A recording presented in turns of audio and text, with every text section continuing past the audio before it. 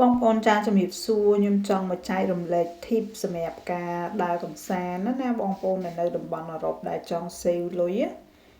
ខ្ញុំទៅកាលពីខែគ្រីស្មាស់ឆ្នាំទៅចា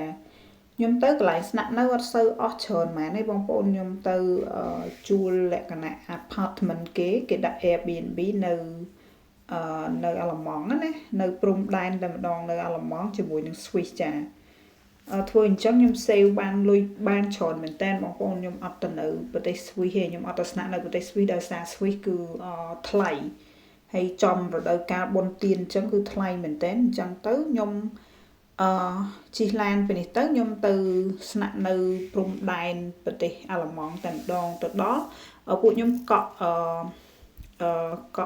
apartment ហ្នឹង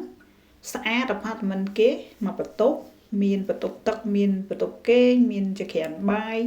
มันធំប្រហែលណាល្មមតែយើងមកស្នាក់នៅយើងអាហ្នឹងបើយើងអត់ត្រូវការសេវាសន្តាគារដូចយើងទៅមានអ្នកបម្រើមានអីយើងធ្វើខ្លួនឯងអូខេយើង save លុយបានច្រើនណាបងប្អូនចាបើយើងទៅនៅស្នាក់នៅ Swiss ប្រហែលជាតម្លៃប្រហែលជាខ្ទង់2ដងខ្ញុំដូចជា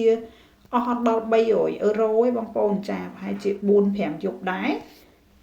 3-4-5យប់ដែរបងប្អូនចាហើយថោកខ្ញុំគិតថាថោកមែនតើតាំងពីខ្ញុំធ្វើដំណើរមកហើយ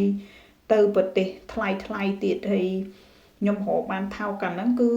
មិននឹកស្មានដល់ទេប៉ុន្តែខ្ញុំអត់ទៅនៅប្រាំងក៏ខ្ញុំ check មើលដែរខ្ញុំទៅ Colmar ហើយនឹង Strasbourg ហ្នឹងប៉ុន្តែអត់ទៅស្នាក់នៅនឹងទេដោយសារហ្នឹងក៏ថ្លៃដែរអញ្ចឹងហើយទៅទល់ដែនអាល្លឺម៉ង់ហ្នឹងគឺថាតំបន់មុំ3ហ្នឹងកន្លែងហ្នឹងគឺថោកហើយ